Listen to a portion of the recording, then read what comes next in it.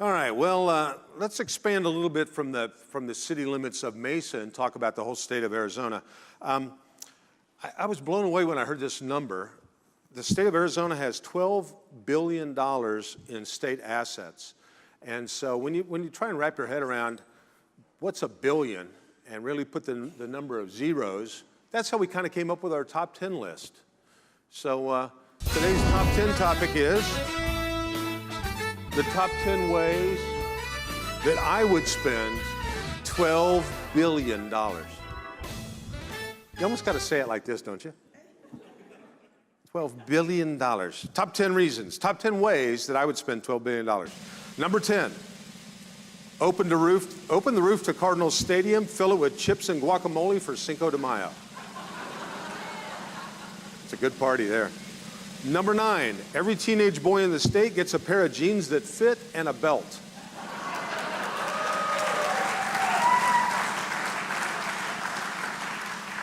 Probably not real fiscally responsible, but just a little pet peeve of mine. Number 8, free gas Friday at all gas stations. Number 7 ways I would spend $12 billion. Number 7, to increase tourism, install a water slide and free Wi-Fi in the Grand Canyon. That'd be awesome. Number 6, all Mesa residents get a free case of beer or Botox on their birthday. I don't know about the Botox, but I know where the beer comes from. Number 5, open bar at the DMV. Be a lot more fun, wouldn't it? Number 4 way I would spend $12 billion. Not sure how much it would cost, but can the Cubs somehow win the World Series? Number 3, get Steve Nash back from the Lakers. Then as a sidebar, I would buy the Lakers and disband them. Number 2 way I'd spend $12 billion. Buy New Mexico, fix it up, and sell it to Texas. Just flip that state. And the number 1 way that I would spend $12 billion, I think you're going to like this, give everyone who attended Mesa Morning Live today $5 million. All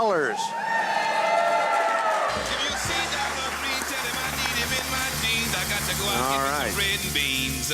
Have you seen Dollar Green? Green. Not even sure what that was, but I like that. Well, obviously we can't do all those things because we don't have. Another way, get a new sound man. Just kidding. Sean is awesome. He does a great job. Obviously, I don't have the power to make those things happen, but this next guy might. So how about a big round of applause as we welcome the Arizona State Treasurer, the Honorable Doug Ducey. Doug, come on up.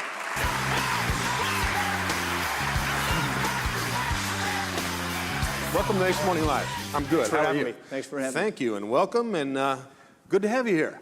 Good to be here. Thanks for braving the weather. This is brutal Mesa weather here. Yeah, this is like a snow day where I was born. Yeah? Yeah. And where was that? I was born in Toledo, Ohio. I came to Arizona in 1982. So, this would be a nice day back in Ohio, but here, this is about as tough as it gets. Oh, yeah, I'm thinking about calling FEMA. This is a bad day here. Well, good to have you here.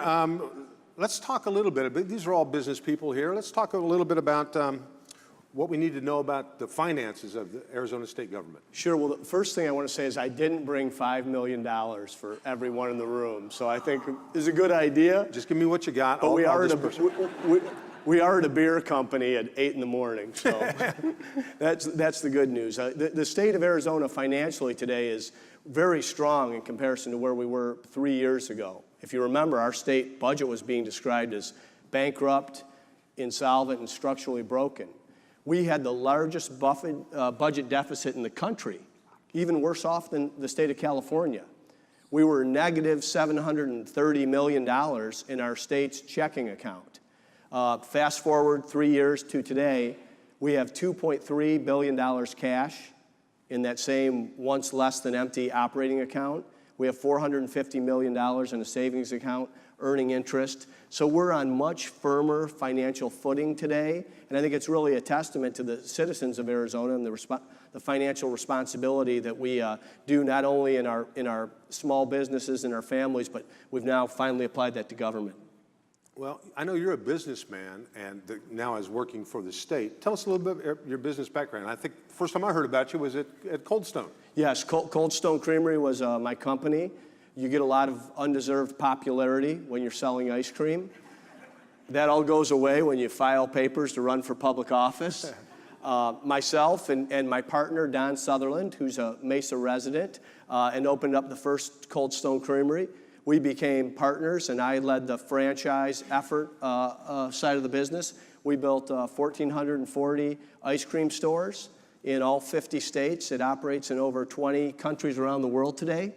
I sold the company, Don and I sold the company in 2007, but it was to another Arizona company, and it's still headquartered here in our great state. That's great. Did you bring any ice cream for us today?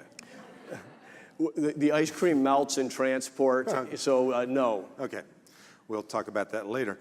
Well, I'm looking here at some of your background information. You married your college sweetheart. Yes. And now you've married 22 years, and you've got a family. Yes, I met Angela at Arizona State University.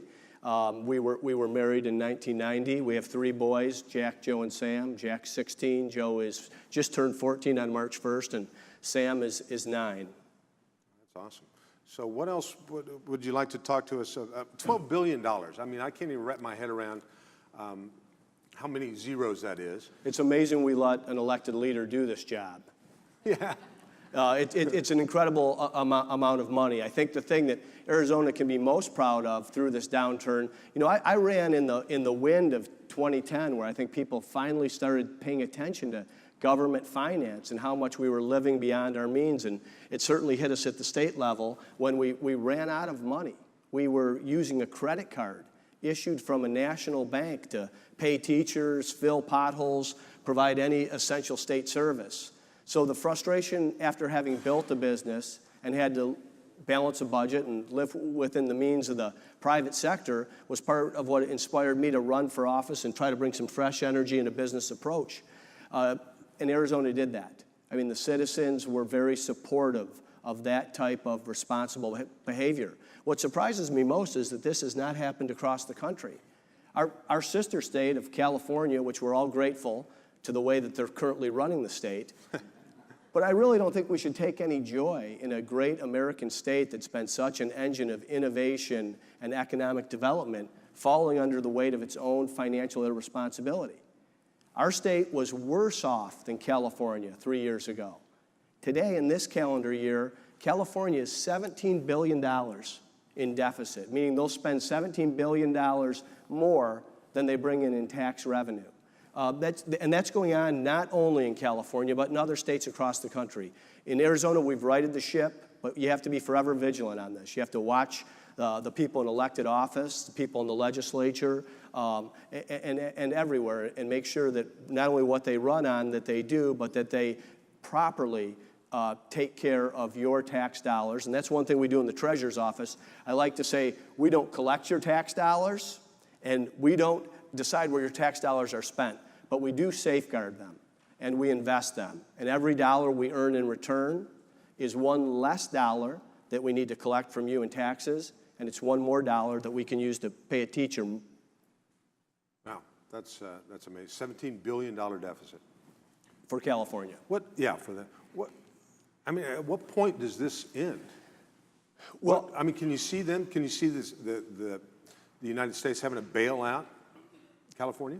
Well, I hope that the United States doesn't bail out California. I hope that California bails out California. I think some of the things I heard a very proactive city manager up here. I know about all the wonderful things that are going on in the city of Mesa, and I think you would see that same type of innovation happening across the state. And what California needs to do is make some of the tough decisions that Arizona had to make in 2010 and 2011. So I wouldn't want to see the United States bail out California, because that would basically mean the people inside this room were going to bail out California. And here's the bad news. It's not just California.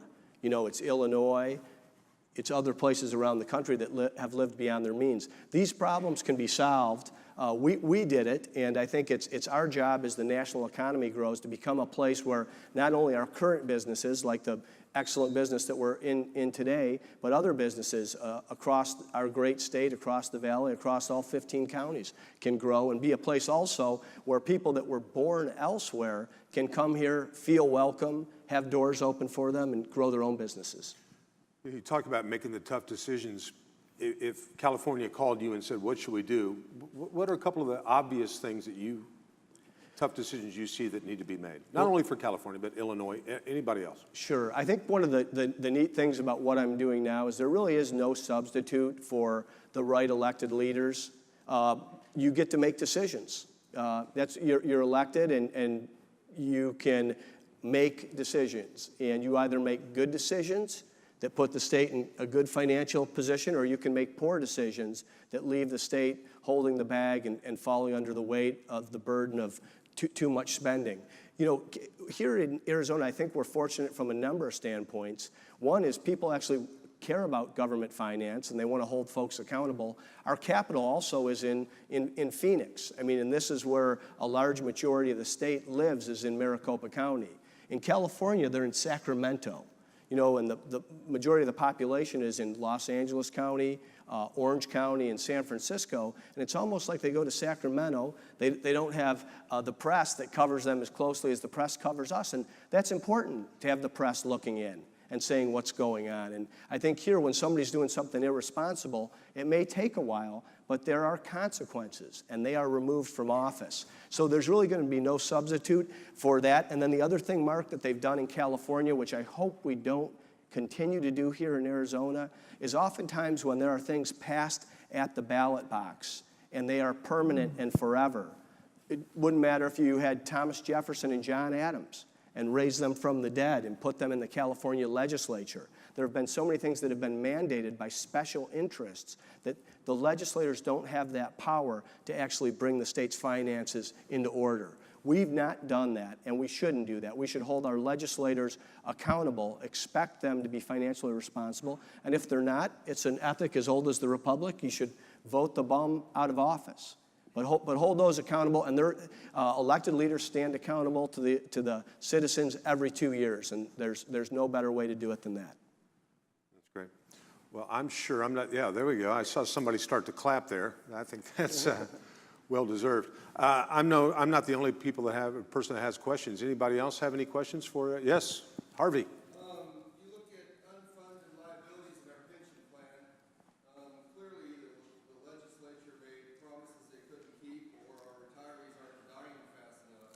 If you were governor for a day, what would you do to fix our unfunded liabilities in this state? So great question, and we do have an issue in our pension system. I passed out our quarterly report there, and we studied that over the last 2 years.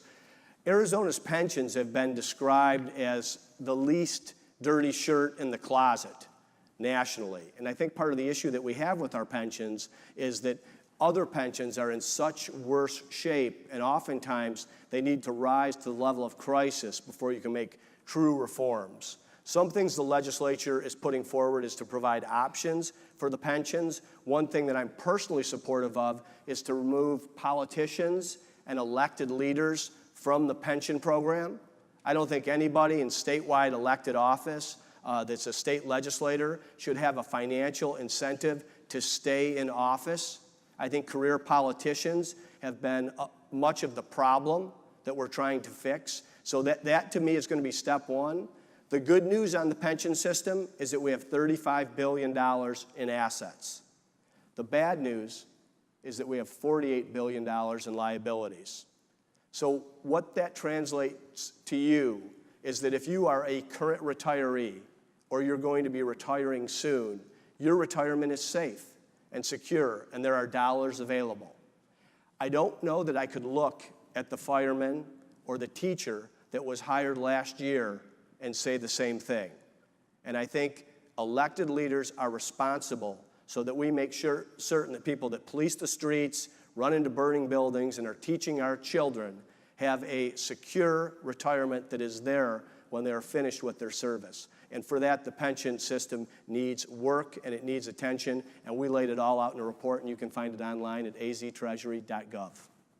So I want to make sure I heard you right. You're saying that people should not be career politicians. This is coming from a gentleman in politics. What a concept. I don't think that's what the Founding Fathers had in mind when they thought about how our government should run, that somebody should just be a career politician. I'm with you on that. Well, I do think, this is a different world from selling ice cream, to be sure. But I think the idea of being in the private sector and having to live under certain laws and regulations better equips you to bring that fresh perspective to public office and to work on things that not only help the citizens, but make the state a better place and allow that economy to grow. And you're certainly doing your fair share in Mesa to help the economy grow, to make Arizona what I believe it is, a very welcoming, inviting place where we have a quality of life that's unmatched by any other state in the country. That was a great leadoff question. Anybody have a second question for Mr. Ducey? Yes, sir.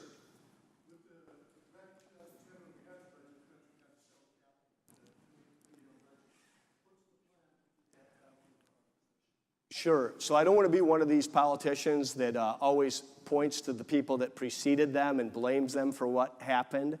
And I did beat these guys up as I was running for that idea of selling state buildings in the downturn.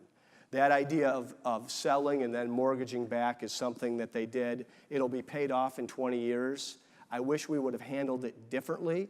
But at the same time, where we are as a state today, and I mentioned those numbers at the beginning of the conversation, $2.3 billion in cash, $450 million in a savings account earning interest, we can pay this debt off over time. It's at a very low interest rate, and it's probably the financially responsible thing to do, and put ourselves in a position where we build that reserve account. A lot of folks call it a rainy day fund, and we pay down that debt over time. And from that standpoint, our state is in strong financial position and has a strong cash position. But you never want to be in that position again where you have to mortgage state buildings to pay operating costs. And that was a result of spending that had gotten out of control over several years, and we fixed that now. And I know it's been painful. I know it's been painful at the county level, and I know it's been painful at the city level. What I would say to you is the first job of anyone in leadership, in a private business or in public office, is to live within your means. And the state of Arizona is doing that, and we'll be able to better steward the state financially and from an innovation and growth perspective going forward. It's another great question. I bet we've got more. Anybody else got a question for Mr. Ducey? Yes, Patty. What are the top 3 things you still would like to see change? Well, I think first and foremost, this idea of being a prudent financial manager. And when you see in state government, there always seems to be this tendency for more spending, more growth, more regulation. And what I want to come back with oftentimes is, what is the outcome of that spending? And I'll give you the example of K-12 education. I think this is something we can all agree on. Education has gone from something that's an issue that's really an American value. And we spend a tremendous amount on education, yet we're getting decreasing results inside the classroom. So if we are going to invest in education, and I'm someone who believes that we must and we should, we need to tie this to outcomes. And we need to tie it, let's build these schools from the classroom up. And that begins with a well-compensated teacher who feels supported by that school within that school district. So that idea of, I think those things, just like a home or small business, when you're managing those dollars and investing them for a return, and when you have better return in education, you have a better society. You have a better city to live in. You have people that graduate, you have kids that graduate, and they're ready for life, they're ready for work, they're ready for a career, they're ready for college. If they graduate and they're not ready, they're deficient in those areas, oftentimes what you have is delinquency, and this can result in a best case scenario of growing the entitlement state and a worst case scenario of incarceration and danger. So I think that drum of always talking about financial responsibility and how we properly spend these dollars so we get a better outcome. And I think that can be done. The other thing I try to do, and I mentioned the Treasurer's website, is transparency. And transparency is a word that I think has been ruined to a certain degree by what's going on in Washington, D.C. I try to provide the example on that website so that if you go to the Treasurer's website, the first thing you'll see is a checkbook, and it will have today's cash balance of our checking account. You can drill right through that cash balance and see where almost all of our state spending is occurring. And the last thing I'd like to do is, as someone who is a business person and is comfortable speaking with business people, is make our state the most business-friendly, innovative, entrepreneurial state in the country. I often wonder if we would have founded Cold Stone Creamery in my hometown of Toledo, Ohio, versus Tempe, Arizona, what kind of growth would we have had? And I think there's something about Arizona, the blue sky, the people that come here for our great world-class events, whether it would be the Chicago Cubs or the Waste Management Phoenix Open, that people see things and they say, can I apply that or reapply it elsewhere?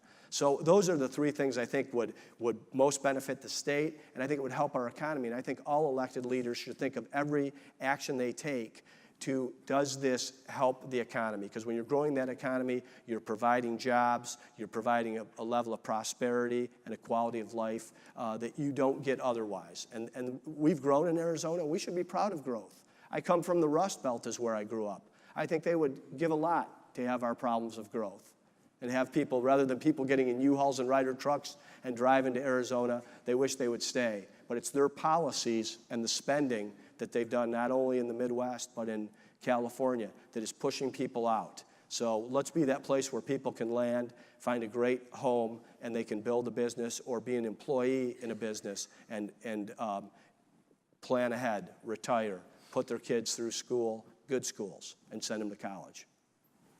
Boy, just a little sidebar. I read this yesterday. They did a study. 80% of the high school students in New York, did you see this? Cannot read. Graduate, and they cannot read. And I read that. I didn't actually read that yesterday. Somebody had to read it to me. Mark. But I heard it. Okay. Sorry, I had to tee it up and hit it. Next question for Doug Ducey. What do you like to do in your spare time? You mentioned Phoenix Open. Are you a golfer? I used to be.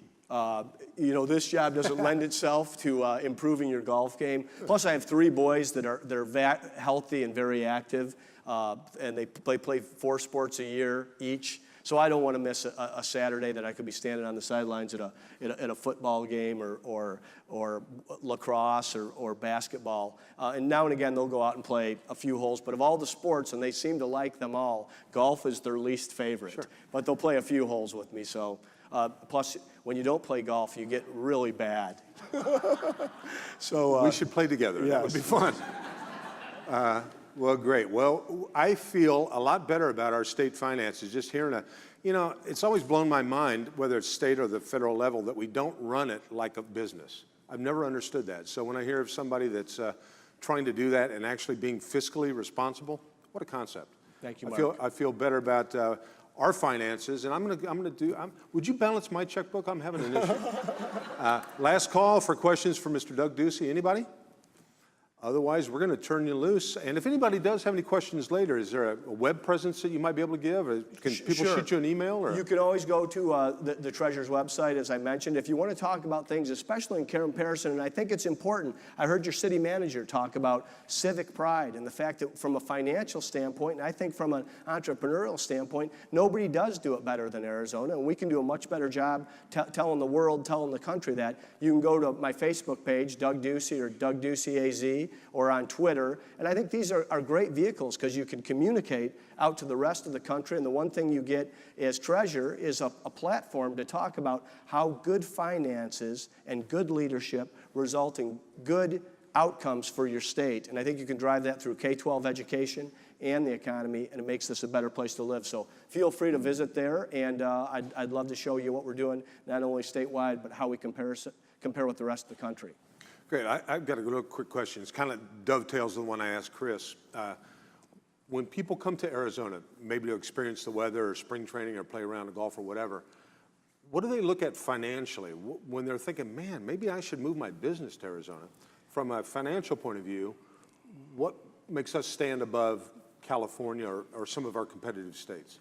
Well, one, I think it would be our tax code. And I think we can continue to improve our tax code. We can be less burdensome. We can be less complicated. We can have less special carve-outs. But I also want to say, you know, I don't think there's a business owner in the country today or a chief executive that woke up and said, boy, I'd really like to relocate my company out of state today. It's at least a year-long distraction. I remember at Cold Stone Creamery, we moved our corporate headquarters from Frank Lloyd Wright and 82nd Street to Via de Ventura and the freeway. It's about 4.5 miles as the crow flies. And I had people in the office coming and saying, you know, I'm going to have to drive a little bit further to work. Am I going to be compensated for that?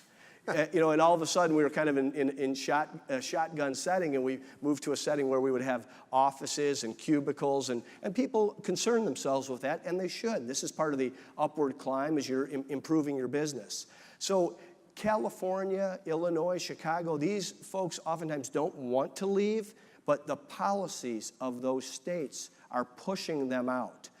They're going to run a spreadsheet, but it's not going to be just around numbers as to why they figure out where they relocate. If that's all it was, they'd all be going to North Dakota because they can provide them the best offer. But the people inside the company, upper management, middle management, labor, employees, everyone wants that quality of life. And that's something I think Arizona really has to offer. There's some talk about Texas here, and Texas does a lot of things right, but those of you that have done business in Texas, grew up there, know that it's almost a country unto itself. Mm-hmm. When you do go to Texas, there's certain expectations, and one is that you're going to root for the Cowboys. Here, we hope you're going to root for the home team, and we want you to, but you can assimilate over time, and we'll welcome you and allow that. And I think it's a place where people from Middle America and people from the West Coast feel very comfortable and find that they can make a home very quickly. And I think that's a real attribute, and it's a real selling point, in addition to that we make the spreadsheet look real good. Hey, here's an idea. A guy with Arizona ties has talked about leaving California because of the tax burdens. Let's get Phil Mickelson back here in the Valley. He'd provide a lot for the tax roll. Sure, you were talking about paying your taxes on April 12th. Phil Mickelson has to play golf from January to August till he can start making his own money. Yeah. So it is insane the way this tax code has been designed. And I think we're doing some good things in Arizona in terms of simplifying it. I think we can do even better, and we can attract even more people and businesses and treat our current citizens, allow them to prosper even more by good public policy. Right. Well, we can't thank you enough for coming by. I hope you had a good time. I hope you'll come back and see us sometime down the road. I will, for with sure. Even better financial news. Thank you. Thanks for having me. Big round of applause for Mr. Doug Ducey. Thank you. Thanks, Doug. Thanks, sir.